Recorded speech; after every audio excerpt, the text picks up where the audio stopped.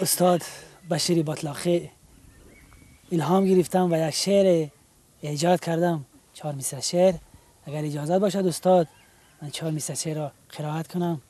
بسیار خوب، بسیار خوب. حالا که در باره آب گفتید، از بالای آب چی میگذرد؟ البته کوپروک میگذرد. شعری من درباره کوپروک است و این خیلی است: آیا ای کوپروک من، آیا ای کوپروک من، به تی تو دریا میگذرد، ماهی میگذرد، پوچاق تربوز میگذرد،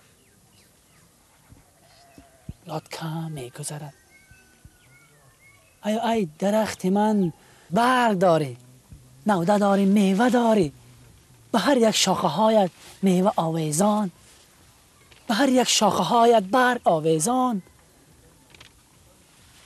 نور داری، بو داری، مره. یک شعری تازه ایجاد کردم، برای شما میخوانم.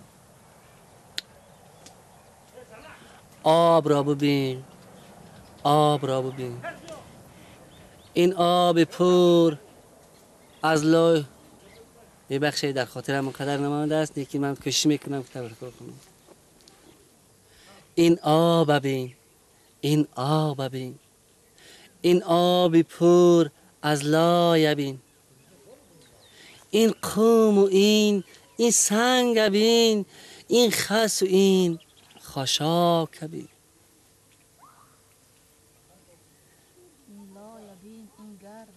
این لای بین، این گرد بین، این چنگ و این خرسنگ بین، این قهوه نیست این چای است، این قهوه نیست این چای است، از ویتامین ها بای است. نوشید بهری همدیگر، نوشید بهری همدیگر، این آب ببین، این آب ببین، این قهوه نیست این چای است، این آب پر از لای است. تشکر، سلامت باشید. تماشابینان گرامی، شما در اجرای لغل عزیزا و نگینه رغوپا و مورخسار صفیه و بنفشه احمد و سرودها میشنوید. در سرک سنگ شینم تو را یاد کنم، ماننده که کم تا فریاد کنم، کوگاه همه جوره جوره کردم پروازی، من جوره جاگویم فریاد کنم، رزوم رزومه نمد رزومه، در ما بینی نمدم گل مرزومه، در ما بینی نمدم گل مرزومه.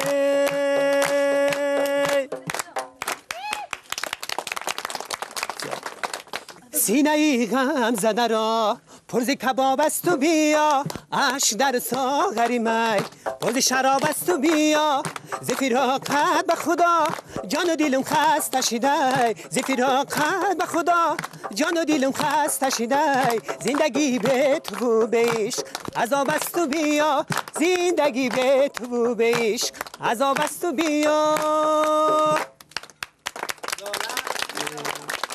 شبی بارانی محزونم نشسته کنج تنهایی، دلم خون شد عزیزی من از این بیهوده رهپایی، از این بیهوده رهپایی.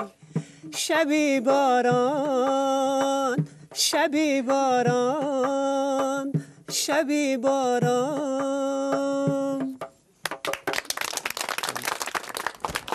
این بدی بلند سایه برق سارت که نیاره، ندیدم مرست خیلی دارد که نیاره، ندیدم مربت ملامت کرده جانه، ملامت گر بغم گرفتار که نیاره، در او پرت شیشته دری پرم میاره، تو تا خیره کج مونده غم در دل من جانه، تو تا خیره کج مونده غم در دل من جانه.